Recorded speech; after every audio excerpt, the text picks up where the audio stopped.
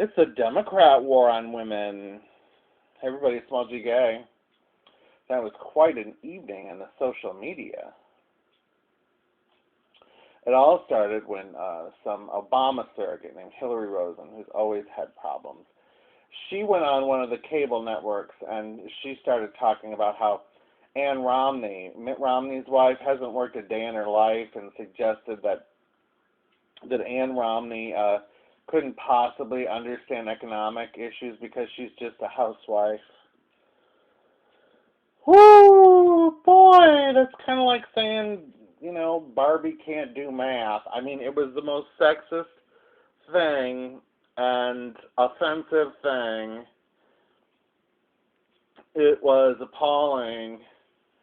And here's where it gets even crazier. This woman, this Hillary Rosen, she works for the same PR firm that's now run by Anita Dunn. Now, Anita Dunn is the former Obama communications director who had to step down because she liked Chairman Mao too much.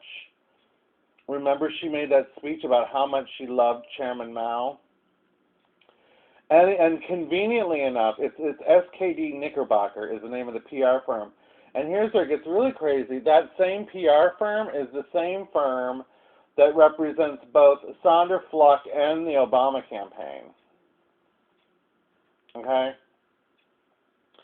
So they're trying to take down Romney through Ann Romney. Now here's where it gets really triply offensive, because you guys have been hearing me talking about Ann Romney after I started, chilling and just kind of getting to know the Romneys a little bit better beyond the stereotypes. And I was very impressed with Ann Romney.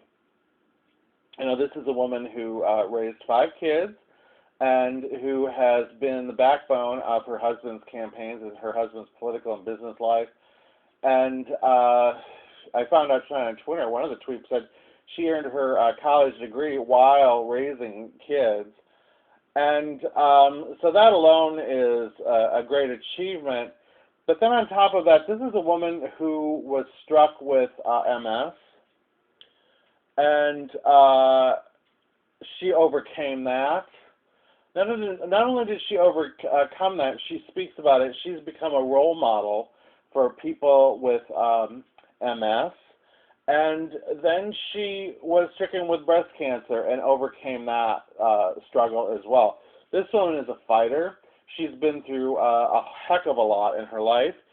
She still has MS. She still struggles with that. Despite her condition, she goes out on the campaign trail all the time. It's offensive. It's completely offensive to say something that about any woman, about any mom, about any stay-at-home parent. That's what I was asking. Does the Obama campaign think that stay-at-home dads are morons, or is it just the women? Is it just the moms? I mean, does a stay-at-home dad understand economics? I would like to know if Obama understands economics, because frankly, I'm not seeing many signs that he does. So anyway, on top of this, we also found out tonight that the Obama White House pays the men who work there more than the women who work there.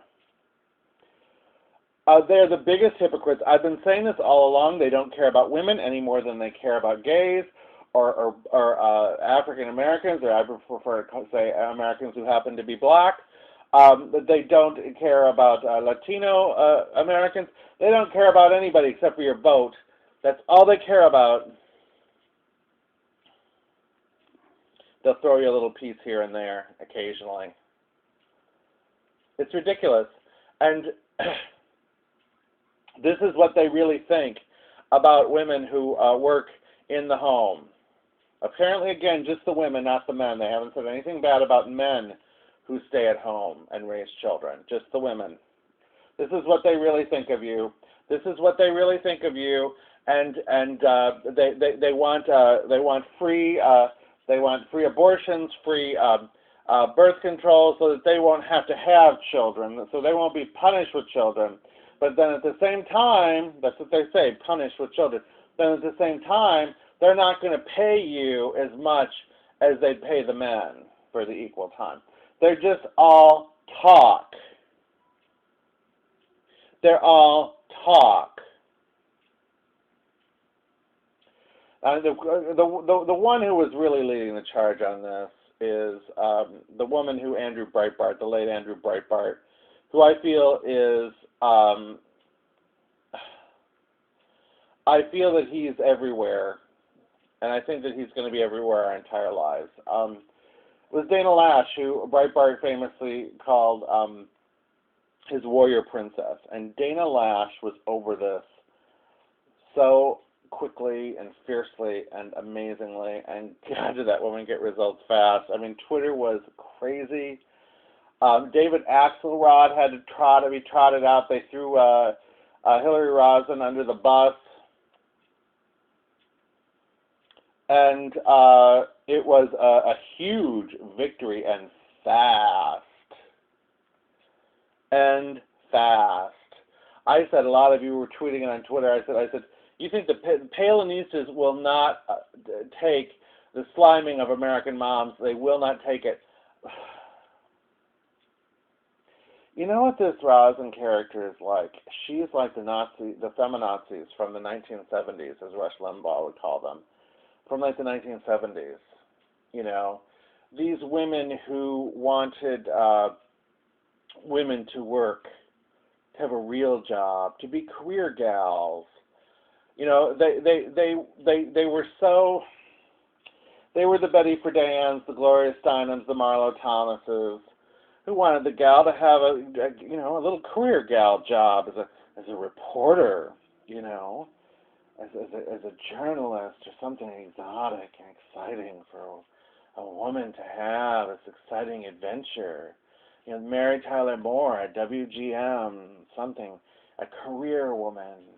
You know, they didn't understand the realities at all. That first of all, women who are in the home are working in the home. And have they ever heard of Sylvia Plath? Have they ever heard of the genius women who worked in the home? And they looked down upon that. But then at the same time, they also didn't understand women who worked outside of the home because they had to financially, you know. Women who they couldn't understand women who had to work just like anyone else has to work for income. It was like everything else with them, this affluent, elite little dream, a little social experiment. And they looked down at everybody else, and that was so horrible. I can remember in the 1970s, my mother, who was and is brilliant, she made the choice to put her career on hold while she raised us, you know, myself and my brother and my sister. And she then later on, when I was old enough to look after the younger two, and my youngest sibling was older, she went back to work. And she worked another, you know, several years after that. But in the 1970s, she went through hell because of this, because of the way people treated her, because she was raising us, you know. And I have to tell you, one of the reasons why I'm the way I am, why I'm so grounded, despite all I've been through, is because of my mother.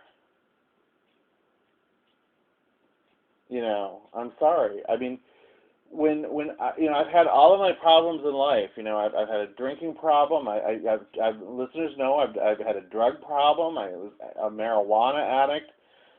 I always had those basic values that I was raised just to fall back on, and I've been sober now. Oh my God, you guys! You know what? In May, I'm going to be sober 13 years. I was able to do things like that, to get over that destructive, you know, quote, gay, unquote, lifestyle. I'm not saying being gay is destructive, but there is a destructive lifestyle for gay men of promiscuity and drugs and alcohol abuse, and I was able to get out of that probably because of the grounding that I had as a kid. And what feminists did in the 70s to my mother, feminists in our neighborhood, in our circle, they would say things like, "Oh, you're just a housewife." And we know that that's what the Democrats think of women who work in the home now. We know. We know that they think you're just a housewife.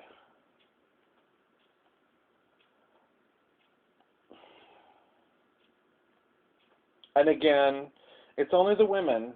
They don't seem to have this feeling about men who work in the home. In this day and age, there are many men who, because of situations, possibly their wife who doesn't work for Obama, makes a good living, and it's the father who takes care of the children in the home. I know with the Palin family, with Sarah Palin's family, they switch off on parenting, and Todd Palin often takes over the parenting at times. Whatever works for the individual family, you know. But what about those people? Is that even an issue to them? I wonder if it's just the women that they especially hate. Anyway, I thought tonight was extremely revealing, and we see that despite all their posturing, that they're hypocrites, aren't they? Small jiggy at a time. We're not going to let them get away with what they usually get away with anymore. Remember Andrew Breitbart. God bless Dana Lash, and keep on fighting. Bye.